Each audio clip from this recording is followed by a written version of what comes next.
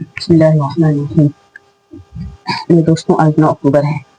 اور 9 اکتوبر کو ایک بہت بڑے محدث جن کے نام سے آپ حضرات واقف ہیں، جن کو امام ترمذی کہا جاتا ہے،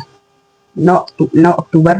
892 عیسوی کو آپ کی وفات ہوئی۔ امام ترمذی رحمۃ اللہ علیہ ان محدثین میں سے تھے جن کی کتاب صحاح ستہ میں پڑھائی جاتی ہے، جن کی کتاب صحاح ستہ میں آتی ہے، جن کی کتاب دور حدیث شریف میں پڑھائی جاتی ہے۔ امام ترمذی رحمۃ اللہ علیہ کی من جملہ خصوصیات تھی۔ امام ترمذی رحمۃ اللہ علیہ کا نام محمد تھا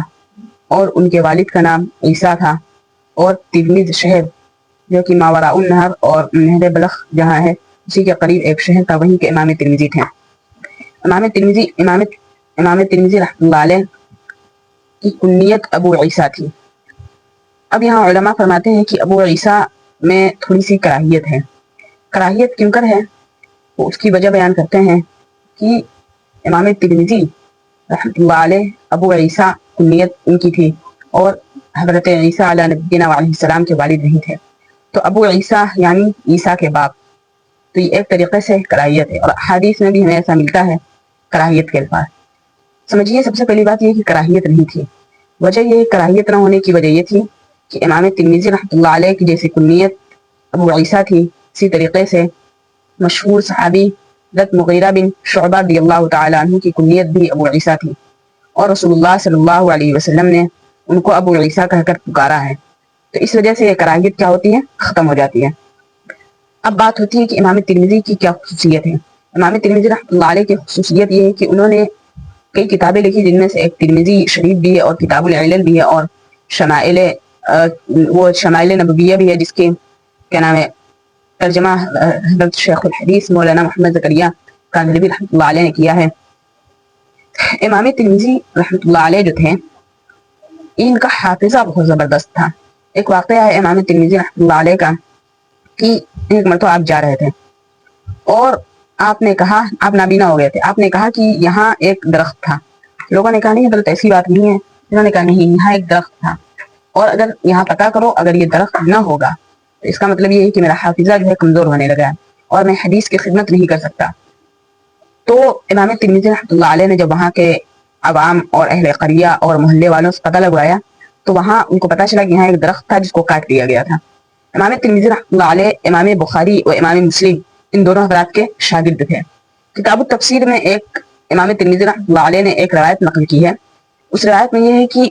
امام بخاری جو کہ ان کے استاد تھے، امام بخاری فرماتے ہیں امام بخاری نے ان سے روایت نقل کی ہے، یعنی استاد نے اپنے شاگرد سے روایت نقل کی ہے۔ من جملہ خصوصیات میں سے امام ترمذی کی ایک خصوصیت یہ بھی ہے کہ ان کے استاد نے خود ان سے روایت نقل کی ہے، اور حدثنا محمد بن اسماعیل، اور آپ کو پتہ ہے محمد بن اسماعیل، محمد امام بخاری کا نام تھا، اسماعیل ان کے والد کا نام تھا، اور محمد بن اسماعیل امام بخاری ہی کو کہتے ہیں۔ اسی طریقے سے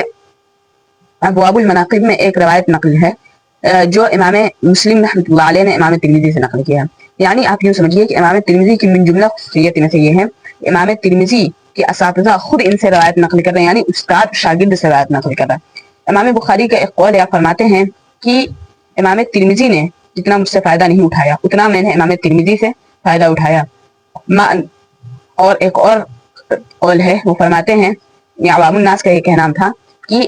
محمد بن اسماعیل کے بعد امام ترمذی کے مثل کوئی آدمی نہیں تھا، یعنی علم میں اتنے مقام کے امام ترمذی رحمۃ اللہ علیہ تھے کہ محمد بن اسماعیل کے بعد امام ترمذی ہی ایک تھے، یعنی محمد بن اسماعیل اور امام مسلم کی وفات کے بعد کون تھے؟ امام ترمذی رحمۃ اللہ علیہ کی شخصیت تھی جو ثانوی ان کو نظر آتی تھی، یعنی امام بخاری ثانی اگر وہ کسی کو کہتے تھے اپنے دور میں، وہ کون تھے؟ امام ترمذی رحمۃ اللہ علیہ۔ ان کی ترمذی شریف کتاب ہے، اور جو صحاح ستہ میں شامل دور حدیث یعنی عالمیت کے آخر سال میں ان کی کتاب پڑھائی جاتی ہے، وہ کتاب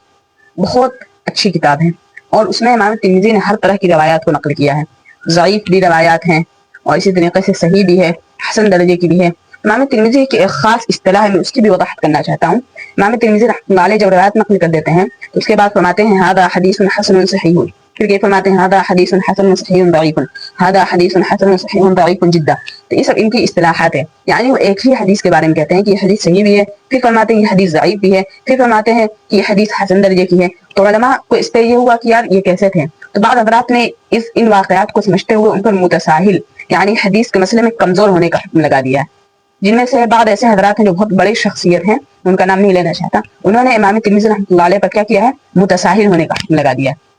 تو ہر دور میں اس کا جواب دیا گیا ہے، لیکن دور حاضر میں ایک دارالعلوم دیوبند کے استاد حضرت اقدس مفتی عبداللہ معروفی صاحب، جو کہ پورا معروف ضلع مئو کے ہیں، رہنے والے ہیں، انہوں نے ایک کتاب لکھی العارف الذکی شرح عربی ترمذی، ٹھیک ہے، یعنی ترمذی کی انہوں نے عربی شرح لکھی ہے، اور ان کی شرح پورا ملک اور بیرون ملک دونوں جگہ کیا ہے، وہ مقبول ہے، اور علماء نے اس کو بہت زیادہ پسند کیا ہے، کیونکہ حنفیت کی اس طریقے سے تشریح کسی زمانے میں نہیں کی گئی تھی۔ حضرت اقدس نے اس میں یہ کہا کہ امام ترمذی رحمۃ اللہ علیہ کے بارے میں جو بعض حضرات نے کہہ دیا ہے حدیث حسن صحیح کی وجہ سے کہ وہ متساہل تھے، یہ غلط بات ہے۔ امام ترمذی متساہل نہیں تھے، بلکہ امام ترمذی رحمۃ اللہ علیہ کا حافظہ بہت زبردست تھا۔ ایک اور آپ کو بات بتاتا ہوں، امام ترمذی رحمۃ اللہ علیہ جو روایت نقل کرتے ہیں اس کے نیچے آپ فرماتے ہیں قال ابو عیسیٰ، کہ امام ترمذی یعنی ابو عیسیٰ ان کی کنیت تھی، فرماتے ہیں کہ ابو عیسیٰ کی رائے اس حدیث کا مسئلہ یہ ہے۔ اس کے بعد امام ترمذی ایک اور تھے، ان کی ایک اور خصوصیت یہ تھی کہ وہ مذاہب کو بہت جانتے تھے، مذاہب کو بہت جانتے تھے کہ اس مسئلے میں امام اعظم کی کیا رائے ہے، امام ابو حنیفہ رحمۃ اللہ علیہ، اور اسی طریقے سے امام شافعی، احمد بن حنبل، امام مالک، یہ چاروں حضرات کی کیا رائے ہے، سفیان ثوری، حسن بصری۔ تو اس کے بعد وہ لکھ دیتے ہیں ھذا قول اہل الکوفہ، ھذا عند ابی حنیفہ، ھذا عند ابی مالک، یہ اس طریقے سے وہ آگے نقل کر دیتے ہیں۔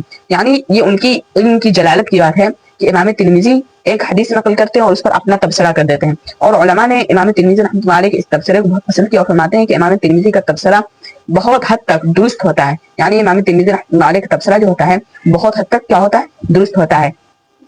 آخری بات یہ ہے کہ امام ترمذی رحمۃ اللہ علیہ کے شاگرد بہت ہوئے ہیں، جن میں سے امام ترمذی رحمۃ اللہ علیہ کے ایسے ایسے شاگرد ہیں جیسے امام نسائی، امام نسائی ان کی بھی کتاب نسائی شریف ہے جو کہ صحاح ستہ میں شامل ہے۔ اسی طریقے سے امام ابن ماجہ کے بارے میں بھی آتا ہے کہ یہ آپ کے شاگردوں میں سے ہیں۔ تو امام ترمذی رحمۃ اللہ علیہ بہت بڑے محدث تھے، انہوں نے ایک کتاب لکھی کتاب العلل۔ یہ علل کیا ہے؟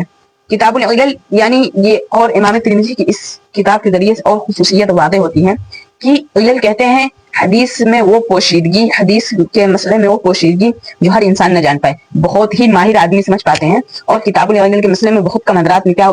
کیا ہے، قلم اٹھایا ہے۔ یعنی علل یعنی جو حدیث میں علت ہوتی ہے، علل کہتے ہیں اس خامی کو جو عام آدمی نہ سمجھ سکے بلکہ غور و فکر کرنے اور ماہر ہی کوئی ہو جو اس کو سمجھ سکتا ہو۔ تو انہوں نے ایک کتاب لکھی کتاب العلل، اس میں امام ترمذی رحمۃ اللہ علیہ نے بہت سی باتیں نقل کی ہیں۔ تو امام ترمذی رحمۃ اللہ علیہ کے اس سے علمی شان پتہ چلتی ہے کہ امام ترمذی رحمۃ اللہ علیہ اتنے بڑے محدث تھے کہ انہوں نے کتاب العلل جیسے ایسا فن جس پر لوگوں نے بہت کم قلم اٹھایا ہے، امام ترمذی رحمۃ اللہ علیہ نے اس پر بھی قلم اٹھانے میں گریز نہیں کیا۔ یہ ان کے علم کی نشاندہی، کتاب العلل جو ہے یہ ان کے علم کی نشاندہی کرتی ہے کہ امام ترمذی کتنے بڑے محدث اور کتنے بڑے عالم تھے۔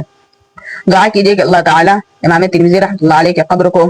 نور سے بھر دے، اور اللہ تعالیٰ امام ترمذی رحمۃ اللہ علیہ جیسی شخصیت کی قدر کرنے، امام ترمذی رحمۃ اللہ علیہ کی کتاب کی قدر کرنے کی توفیق عطا فرمائے، اور اسی طریقے سے اللہ تعالیٰ ان کا نعم البدل امت مسلمہ کو عطا فرمائے، اگرچہ اس زمانے میں لیکن اس زمانے کے اعتبار سے بھی فرمائے وما علینا الا البلاغ۔